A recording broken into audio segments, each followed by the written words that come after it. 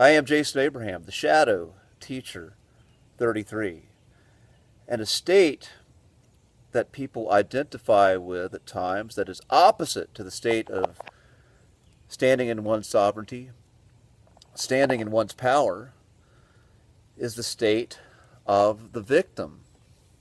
When one identifies as a victim, when one feels that someone outside of themselves or the world owes them something, someone feels like they need to be fixed by something outside of themselves, when someone feels like they need to be validated from something outside to be whole.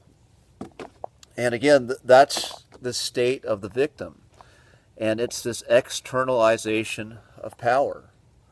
The victim consciousness is not able to tap into something within themselves to bring that feeling of wholeness.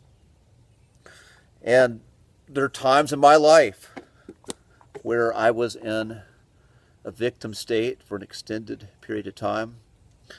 One life situation I realized that put me in a victim state was when I was dealing with the legal system.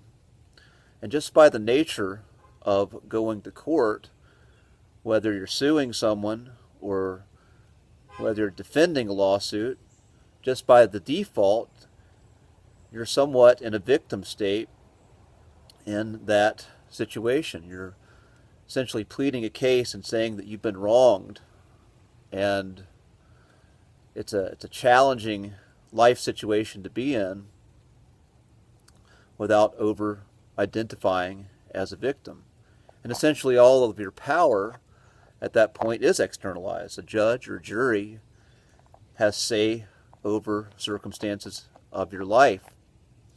And it is very hard, again, to be in a situation when you are basically pleading your case and putting that judgment somewhere else, or if you're forced into that situation and not to identify as a victim. And what I found when I was there, like it took me time to heal from that whole situation. Even though everything worked out okay for me, there was damage that was still done. And just getting out of that mindset of being a victim and feeling like these other forces outside of me had this big say over my life. And the language of the victim, again, is, everything would be okay if only so-and-so would do this. Everything will be only okay if I have this or if I have that, then my life's going to be okay. If I'll be complete. It's a point. The victim mentality is very manipulative. It's controlling. The victim seeks to control and manipulate others outside of themselves, again, because they feel like they can't be whole and complete within themselves. They don't know how to tap into any kind of internal power. So they're always seeking to manipulate it from the outside. And interestingly enough, the victim mentality is also very easy to manipulate. When you're in a state of feeling like a victim, you're very easy to control from outside forces because you're giving everything away to an outside force. So an outside force said, hey, we've got the answer for you. We can make everything better for you. Then a victim is going to always give up their autonomy to whatever says they're going to promise wholeness and a better life for the victim, for the one identifying as the victim. And I've seen agendas, again, looking at the world, looking at what the corporate gaslighting media perpetuates and celebrates. In these recent years, I've really seen the celebration and advocation for a victim mentality en masse. And the heavy price of doing this, again, is putting all of one's power, all of one's significance in the hands of something outside of themselves. And when I was in that victim state, when I was perpetually doing this, guess what? Even when I got help, even when I got validation from the outside, it was never enough. And my suffering continued. And it wasn't until I started to shake off that identification, when I learned how to let go and forgive those who I felt had wronged me. And forgiveness doesn't mean saying it was okay when someone wronged me. It just meant releasing them. Releasing them, saying that, this is done. I don't want you, you're still not going to be in my life, but I release you from anything that you're going to owe me. And it was with this forgiveness again, and the forgiveness ultimately in myself.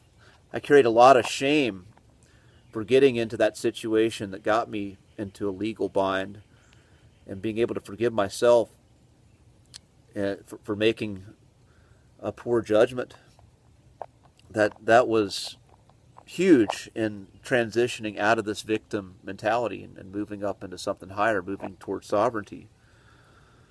But when I got a taste of sovereignty and feeling my own power, feeling like my destiny was in my hands, feeling that my choices mattered in my life, I was never going to give that up. Even when life got uncomfortable, even when the outside world was pushing agendas and narratives that were misaligned with my core values, and the part of me, the human part of me that wants connection with others, that wants to find community, was not able to find that with the values of others around me that were being controlled by these agendas. The part of me that wanted to have control of my life, my destiny, was willing to be uncomfortable, was willing to be an outsider, was willing to stand up to authority that was being imposed at that time. And even with that discomfort, something inside of me felt right, had no regrets. I could wake up with plenty of energy in the day. And even sometimes when I felt like I was getting beat down, I knew I was doing the right thing because I was being true to myself. I was being true to that part of me that knew that I had potential to be more and to do more. And that is the sovereign path. The sovereign path is knowing that you have great potential inside of yourself to have this high level of expression of something that is unique that comes through you. But at the same time, the paradox is the sovereign path is knowing that you are okay as you are, where you are.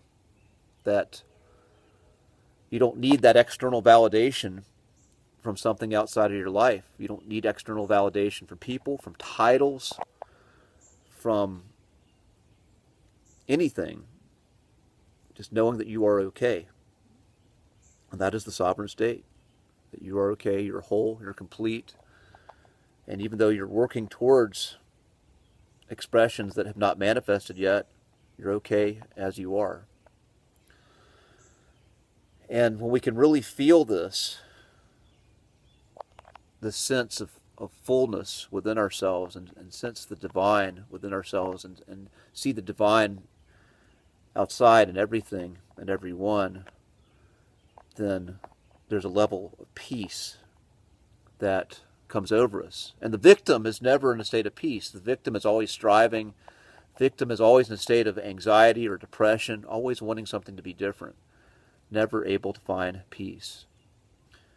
But I tell you, when we have these moments of peace, those moments where everything seems clear, and most importantly, we're okay with not knowing everything.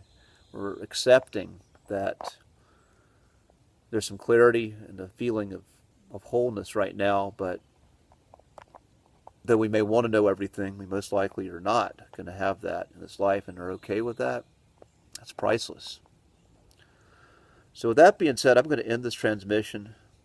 I wish you a feeling of sovereignty. If you are in a victim state, if you're looking outside of yourself, you have the victim language of wanting something outside to validate you, then I'm hoping this video helps you, at least helps you recognize that, and help you recognize the nature of what that is. So be strong, be well. I'll see you on the other side.